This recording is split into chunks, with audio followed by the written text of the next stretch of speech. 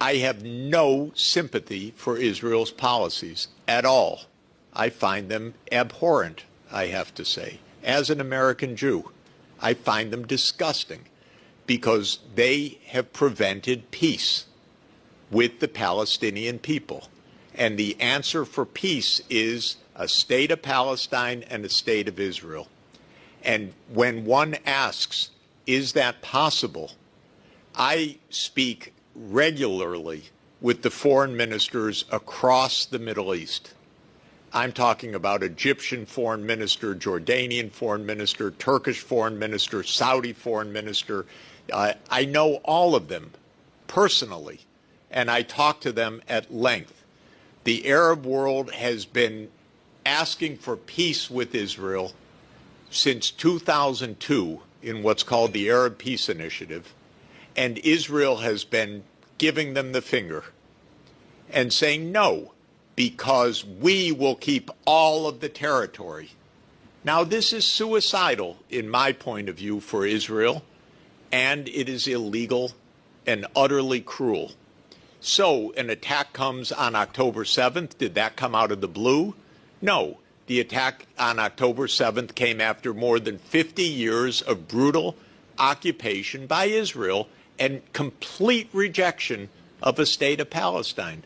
So I have no sympathy for Netanyahu. I regard him as one of the most violent, deranged political leaders in modern history, actually. I want them to stop because I know I speak to the Iranians. I speak to across the Organization of Islamic Cooperation, 57 countries. I probably know half of the foreign ministers of the OIC.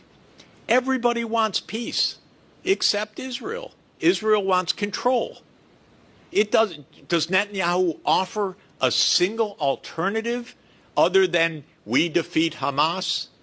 Has he uttered one sentence about a political outcome? No, not a, you know why? Because his whole career, his whole life is based on preventing a state of Palestine. What's the answer? You know what their answer is? Kick them out. That's their answer. That is literally the policy. That's what Trump was talking about a few weeks ago.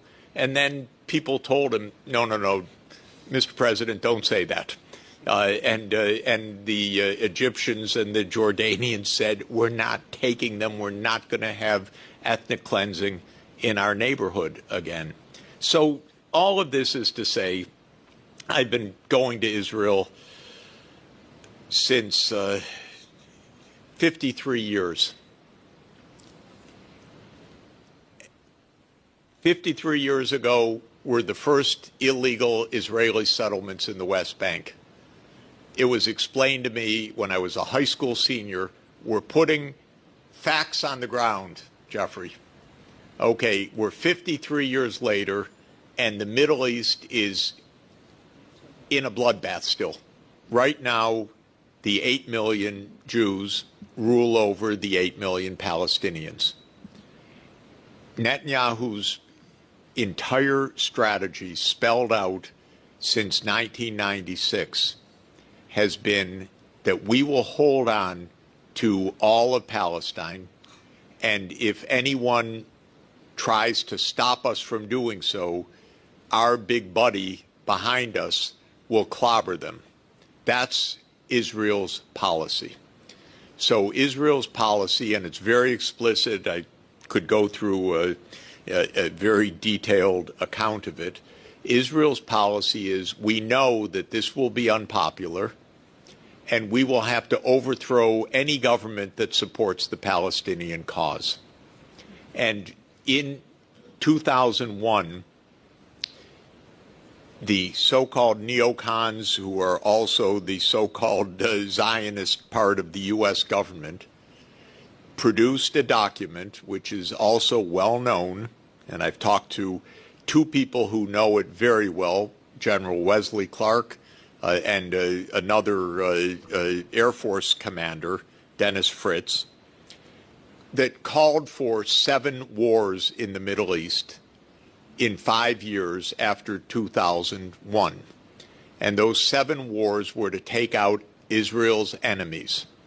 And those 7 wars were Lebanon, Syria, Iraq, Somalia, Libya, Sudan, and Iran. And there have been 6 of those wars fought on Israel's behalf. And they have led to an ongoing bloodbath in the Middle East. In Africa, Libya is in civil war.